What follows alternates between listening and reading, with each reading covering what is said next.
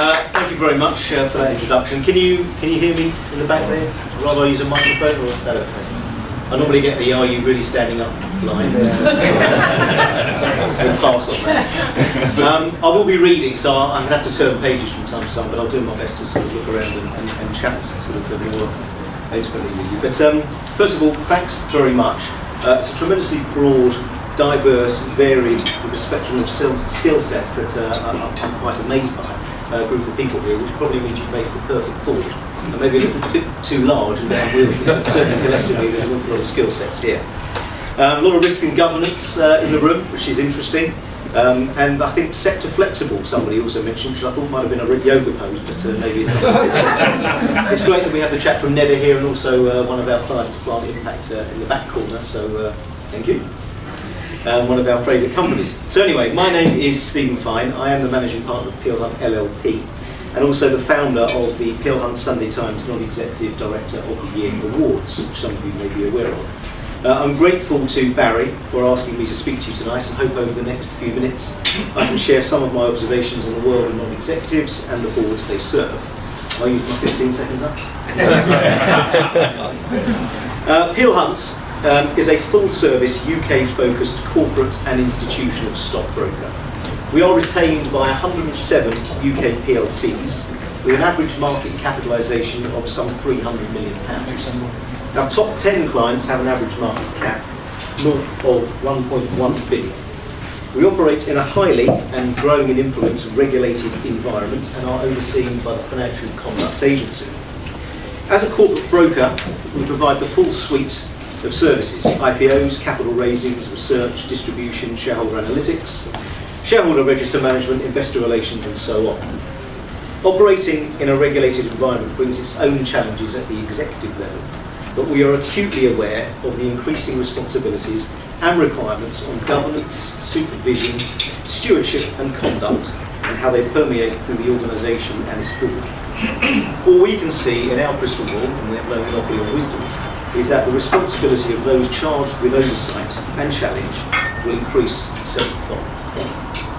Let me give you an example or two. I've heard a lot of these introductions, but I assume many of you do sit on the boards of listed or quoted PLCs. If I were to ask you, or any other executive or non-executive director, for your thoughts on the impact of MiFID II and the impact that has on the amount and quality of research written on your company and the consequent increased potential for market abuse, you'd probably look at me as if I'd come from Mars. Similarly, if I were to ask you what you thought the onset of CSDR might do to the volatility, tradability and settlement cycle of your share price, as well as the consequent potential for increased market abuse, you would also look at me as if I come from Mars. And sadly, they are two very real and very relevant changes to regulation that could have just those effects, and it is always the corporates that are last to find out. Let's bring all this back to non-executives. Non-executive directors are officially defined as custodians of the governance process, but within this broad definition they are so much more. The sad thing is that rarely are non-executives celebrated for great insight to a specific business issue.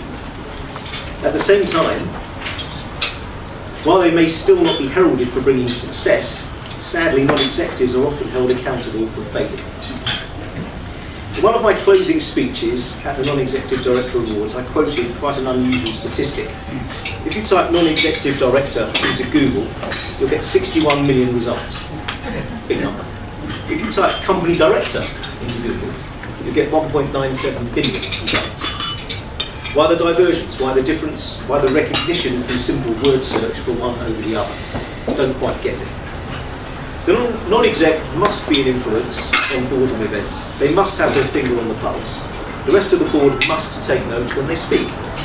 A strong chairman similarly must understand the subtle division of responsibility between themselves and the chief exec. The role is becoming more complex. It is no longer enough just to set the tone from the top, and expectations are higher. Responsibility, accountability, and now personal liability. These are unlikely to disappear anytime soon. The impact of the non-executive is felt much more keenly across the whole spectrum of the business, and in fact, a good non-executive is known and appreciated well beyond the boardroom. Boardroom behaviour is governed, among other regulations, by the UK Corporate Governance Code. But let's be crystal clear. Rules and regulations alone do not make a good business. It's the people. Good people that totally understand how important it is to have a strong alignment of interest between the board and its shareholders. People who understand why collegiate behaviour works and egos and dominant personalities don't. And as Sir Roger Carr puts it quite neatly, a board needs people that exert influence, not power. People with independence of mind and strength of character. Rules provide a framework, people make the difference. The old days of a clubby board filled with nodding dogs and yes men have long gone. The sad fact is that it took the financial crisis to really catalyse change. In the old days, a non-exec could be judged on his or her network or the kudos that surrounded their name. Boy, things change. Successful non-execs are now on the front line and leave their mark on way more than the company's bottom line. They help raise industry standards, they revitalise brands, they build reputations, and can totally change the way a company goes about its business. Often it's a unifying role, exemplified by the non-exec standing in opposition to their colleagues on the board, helping the company grow in a sustainable and fair manner.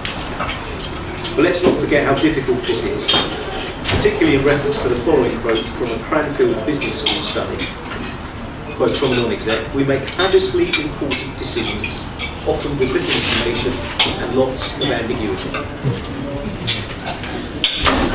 If you remember, I mentioned that Google search results a little earlier, and that there were only 69 million responses to typing in non-executive director. Well, now consider this.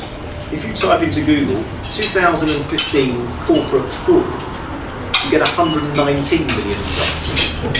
That's practically double the returns for non-executive directors. The volume of reported corporate fraud, bribery and corruption cases continues to rise at an alarming rate. This may seem quite surprising, given the scrutiny of regulatory authorities, the heightened level of awareness of the potentiality of corporate fraud and the increasing role of external auditors to detect material misstatement in the financial records of public companies. But, despite all of that, only today we saw the chief executive of BT Pactual arrested for obstruction of an investigation into corruption at a company where he is the controlling shareholder. Rolls-Royce themselves are embroiled in a bribery and corruption scandal. In smaller companies, you may recall this year Quindel and Globo as examples of corporate malfeasance where the executives believed they could do as they pleased unchecked. As a consequence, it can't be a coincidence that the single biggest focus of the FCA and the PRA right now is conduct risk, its financial conduct authority. But both of those regulators leave the onus on firms themselves to decide what good conduct and customer outcomes means for them. Culture is an essential focus for conduct risk, but this needs to affect behaviours throughout the organisation. Gaming the system, bending the rules, the whatever it takes mentality have been used by many companies in the pursuit of maximum profits. It sounds pretty easy to stamp them out, but if it was that easy, why hasn't it been done already? Likewise, and this is also quite important, in this era of social media, the smallest negative experience can be publicised to an astonishingly broad audience in a matter of seconds. So, how do we recognise a good non-executive director? And I think this is where our awards comes in. The non-executive director awards celebrate achievement in the fields of governance, stewardship, best practice, independence and challenge. As the function has grown, the responsibilities have grown. As the spotlight has shone more brightly, the personalities have had to emerge from the footlights and take their share of the limelight. The aim is simply to recognise outstanding contributions to governance, challenge and best practice. These awards are now in their 10th year, and one of the reasons we've been successful is the flat and open structure of the way we treat our sponsors, judges and contributors. There's no tiering, there's no rankings, there's no dominant players. We even have paying and non-paying sponsors. This allows the free flow of ideas, good communication and an implicit feeling that all have to pull their weight and contribute to the future growth of these awards.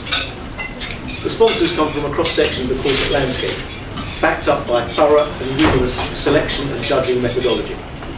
Our chair, Sir Roger Carr, is one of the legends of UK boardrooms, and even his stewardship of our judging panel is in itself a masterclass in boardroom ethics and conduct. You can see from the list of past winners, and dare I say it, touch wood, an absence of disasters, that the process is indeed rigorous.